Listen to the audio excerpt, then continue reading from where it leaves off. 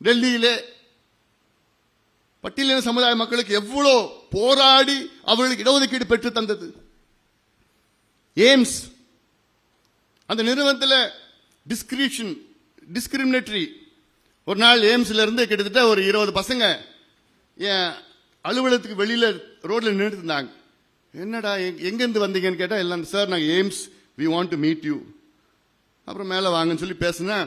Sir நாங்கள் எய்ம்ஸில் படிக்கிறோம். AIIMS நிறுவனம் வந்து டெல்லியில் பிரதமர் வீட்டிலேருந்து 2 கிலோமீட்டர் இருக்கு. எய்ம்ஸில் படிக்கிறோம். நாங்கள் வந்து எஸ்சி, மொத்தமாக எங்கள் எஸ்சி எஸ்டி நாங்க. எங்களுக்கு வந்து ஹாஸ்டலில் ஒரு ஃப்ளோர் தனியாக ஒதுக்கிட்டாங்க. நினச்சி பாருங்க, டெல்லியில் எய்ம்ஸில் அந்த ஃப்ளோர்னா எஸ்சி ஃப்ளோர்னு. மெஸ்ஸில் தனி டேபிள், எங்களுக்கு ஒரு 3 டேபிள் சாப்பிட்றது எங்களுக்கு மட்டும் ஒதுக்கிட்டாங்க. கேம்ஸ் விளையாடினா பாஸ்கெட் பால்லையும் கிரிக்கெட்லையும் எங்களை சேர்த்துக்க மாட்டாங்க. நாங்கள் வாலிபாலும் ஃபுட்பாலும் மட்டும்தான் ஆட முடியும். நாங்கள் படிக்கிறப்போ எங்களை வந்து ரெட்ல மார்க் பண்ணுவாங்க எக்ஸாம்ல. இது எங்க நடந்தது? டெல்லியில இந்தியாவில் தலை சிறந்த மருத்துவ நிறுவனம், ஆராய்ச்சி நிறுவனம் AIIMS, All India Institute of Medical Science. இந்த பிள்ளைங்களாம் வந்தா எனக்கு அதிர்ந்து போனேன். அதிர்ச்சி எனக்கு. நம்முடைய தனவேல் அவர் கூட இருந்தார். என்ன நடக்குதுங்க கேட்டேன் நான். இல்லைங்க சார், இது ஒரு ஒரு விசாரணை குழுன்னு சொல்லிட்டு. அப்போ சுக்தேவ் தோராட் யூஜிசி சேர்மன், இங்கே நம்முடைய Rainy hospital CSI Sham, doctor Shyam Prasad அவரையும், அதன் பிறகு டிஜிஹெச்எஸ் அவர் 3 பேரையும் ஒரு குழு போட்டு, நீங்க எய்ம்ஸ்ல மட்டும் இல்லை இந்தியாவில் உள்ள அனைத்து நிறுவனங்களுக்கும் போய் எனக்கு ஒரு ரெக்கமெண்டேஷன் கொடுங்க.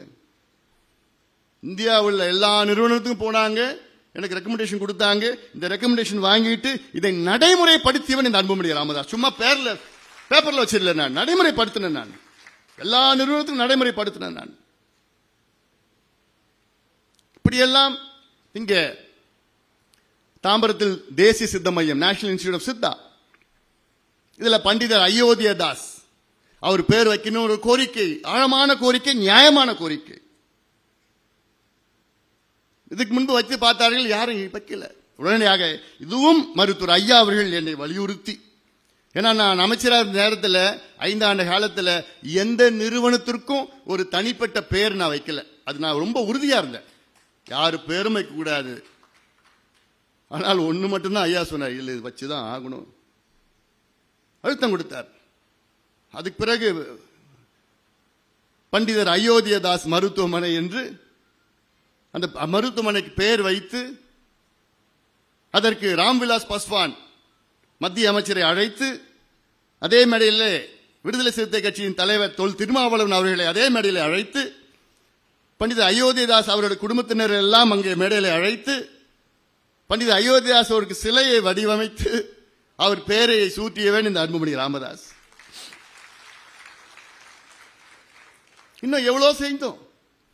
இதற்காகத்தான் அன்றைய நேஷனல் எஸ்சி எஸ்டி கமிஷனுடைய சேர்மன் பூட்டா சிங் அவர்கள், பாலு அவர்கள் சொன்னது போல இதே மேடையில் இந்த நடக்குதுல, இந்த ஹாலில் இதே மேடையில் தான் எனக்கு பாராட்டு விழா. 32 பட்டியலின சமுதாயத்தை சார்ந்த தலைவர்கள் எல்லாமே வந்து எனக்கு பாராட்டு விழா கொடுத்தார்கள். அதில் பெருசா கிரீடெல்லாம் வச்சு கொடுத்து பூட்டா சிங் அவர்கள் பேசுகிறார்கள் அந்த மேடையில், after doctor Ambedkar, doctor Anbumani has done the maximum for the Dalit people of India. அம்பேத்கருக்கு பிறகு அன்புமணி தான் அதிகமாக செய்திருக்கிறார் என்று நான் இல்லை, மருத்துவர் ஐயா அவர்கள் தான்.